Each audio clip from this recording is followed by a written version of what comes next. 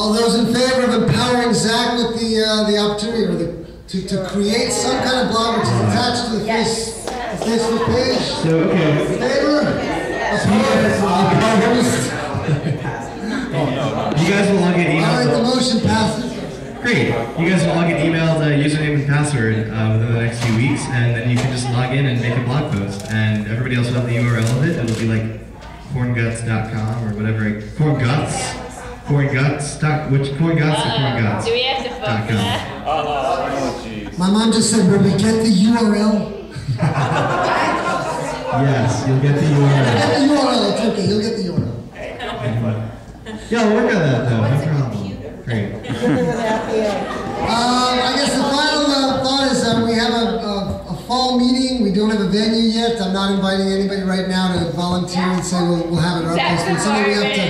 It's something we have to kind of make sure we know. If not by the end of this meeting, it's something to think about. So we've got that to think about. Finally, I just want to just do one thing. The tradition of this family circle began with an idea of having a family circle in 1955, I think. It came from that. The year after that, there was a picnic. And then not just right after Ellyn got lost at the second or third picnic, there was the... Was that the Swan incident? I think so. Yes. There was the tradition to have a reunion. And so this family reunion weekend is born out of that family circle that began in 1955. What I'd like to do is just ask quickly for, I think I asked Joe and my mom to just share some of their very quick memories of that very early stage of this family circle, so that we never lose the opportunity each year to kind of remind ourselves of where we came from yeah. So just the beginning of that, the idea for the family circle, and then the picnic, and then that's it. Not too much time. Well, the first meeting. That's working, yeah. The first meeting was at Ruth and Leo Price's apartment. That was in 1955. I was pregnant with Debbie. I was there. And then from there, we went to Manny and Molly's house for a daytime meeting. And the next time was the picnic at Echo Lake in Springfield, and where Ellyn got lost. And tell the story. Did we find her? What? Did we find her?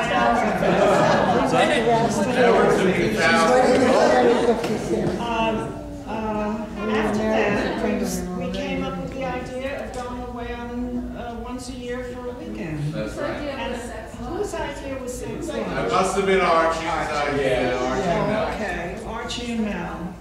And then we had 3 picnics, I believe, 2 at Echo Lake, and then we did one at David and Molly's home in White Meadow Lake. Right. And we went to White Meadow Lake, that's right.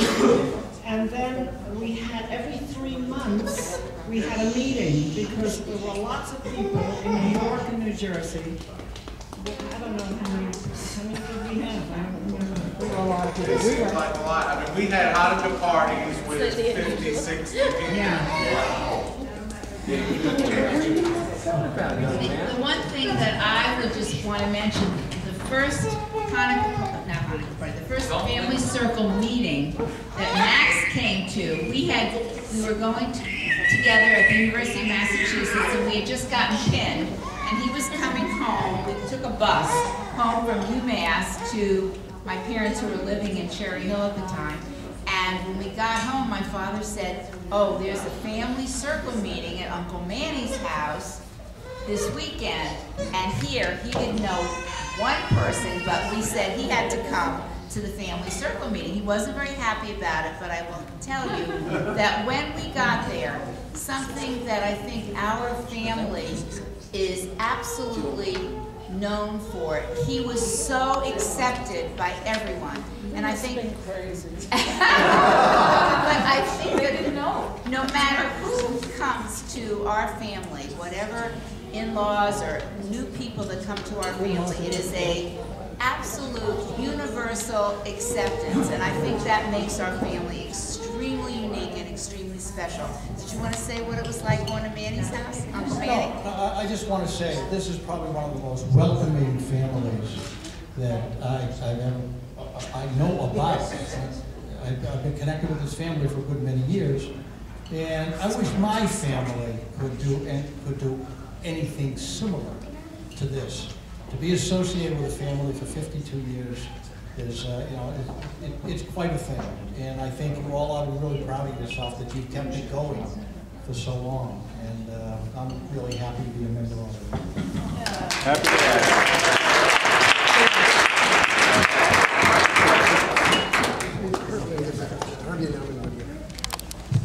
I believe we had another family circle meeting on picnic, and that's only Park. We did, they just said. That's right. And the one I remember, this one was brought a model from New York, if you remember, and Ralph Berger smashed into the back of my Corvette. That's why I'll never forget that. It's all right, his insurance company paid for it. Yeah, he was very surprised that your expensive Corvette was made of plastic. That's right. But it ended well, even with the model. Okay. I gotta finish taping everyone who speaks. I grew up in Miami, Florida, and when I was 21, I graduated from college, and I came up north, and Natalie and I got married in September, and went into the Air Force, and I went to the first family circle meeting I went to was at Jeffrey and Danny's house with Ralph and Thea Berger. And having grown up in Miami, I really didn't know many of the family. And I was completely blown away. I mean, the love and the feeling and the acceptance that I felt there was so warm and thorough. I mean, my Uncle Gene, who was my mother's brother, was the first president of the family circle. And it was such an enriching experience. And of course, I've participated over the years through that, and it's really enhanced my life and enriched my life. And of course, Natalie coming into the family was totally accepted, and everybody loved everybody else. But we had some great characters in the family. Your father was marvelous. Yes. Yes. And he and Gene used to play with each other all the time. I mean, words. I mean, every meeting it was Korngut with an H or without an H. It was the big Your father argument. had a great sense of humor, told great stories, and it's been really a pleasure all these years since 1955 to be part of it. And there you have it. So we end with people who are thinking about how they were welcomed 55 years ago. We started with inviting people who have been here for the first time, and we welcome you. And this is always going to be here for you. We've been waiting for you. We're glad you're here, and we'll be waiting for you next year. And if you don't make it next year, we're not going to wait. So that's a good thing. Before the music, we've also just a reminder that we're taking a look at memories of Joe and Lora, and I'll honor Ellyn with the opportunity to say the last words. I know this is not an easy one for you. Okay, it's kind of hard to be here. I think this is the second year now without my folks, because I don't think they ever missed a Saks Lodge, Pokemon, Hunt, Laurel, whatever. They just love coming here, and family was everything to them, really everything. My father, I think this whole family really kept my father going, particularly after my sister passed away. So, you know, this family, what can I say? What? Well, a few weeks before my mother died, she actually was rallying, and Molly Berger had just come home, and I put her on the phone with Molly, and they were talking about wanting to come here.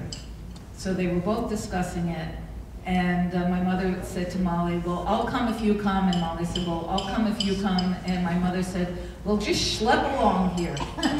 So it meant a lot. I mean, I don't want to go over, I think I emailed everybody, the eulogies that I wrote. I know a lot of you couldn't be at their services, but they were really beautiful services and a lot of outpouring of love. So there's not much more I can say about it, but if anybody wants to say anything, some memories of Joe and Lora, I do have pictures of them on the table there, and I also have a photo album. I kind of culled the virtual photos from the pictures I had, so they're all of Pokemon or Sax Lodge or various other places we've gone to. And maybe we could, I don't know, do something in their honor. Maybe somebody can come up with some idea, or scholarship, or or table, name a table in their honor. But if anyone wants to share some memories that they had, please, the floor is open. Anybody? I will. Yeah. I don't know, I think I said this in an email once, around when Joe passed away, but I always felt like one of my favorite memories is coming to the family circle and having nights like this and like hearing, "Hey, Sammy!" Like that's the memory of hearing that will like always be in my mind. And you know, I think when I was in 8th grade, both of my grandpas passed away, and I always felt like it was so nice to have Joe here and have like sort of like a grandpa like figure in my life again, and someone he was always very interested in like what I was doing, and he would always just like talk to me, and that always just felt so nice. And you know, Lora was always she was just so sweet. Like she was like one of the sweetest like presences, and like the two of them together, like I'll just always remember them sitting there and like talking, and they were so cute together, and I really do miss them, and it's definitely an absence that is felt. So. Thank you so much. What I wanted to say also, I was so incredibly touched. Everyone wrote emails and cards, and it was very sustaining and beautiful for me to get them, but I was so enormously touched by Samantha's email, and Zach sent an email remembering my parents, because a lot of the time when he was getting to know all of you, I was living outside of New York and not coming, so I didn't know kind of the next generation growing up, but my parents did, and they just loved the fact that there were all these new young cousins, and they just adored you, Sam, and the whole Feldman clan. And Alyssa Rotman, of all people, this got to me. I'm sorry they're not here, but Marty and Phyllis's daughter sent me a note that, out of nowhere, I didn't even know how well she knew my mother. She said my mother was one of the finest people she ever knew. And it was just, I didn't even know that would be coming from, you know, I didn't even know she knew her that well. So the fact that the younger generation loved them so much is really, it's meant so much to me. So.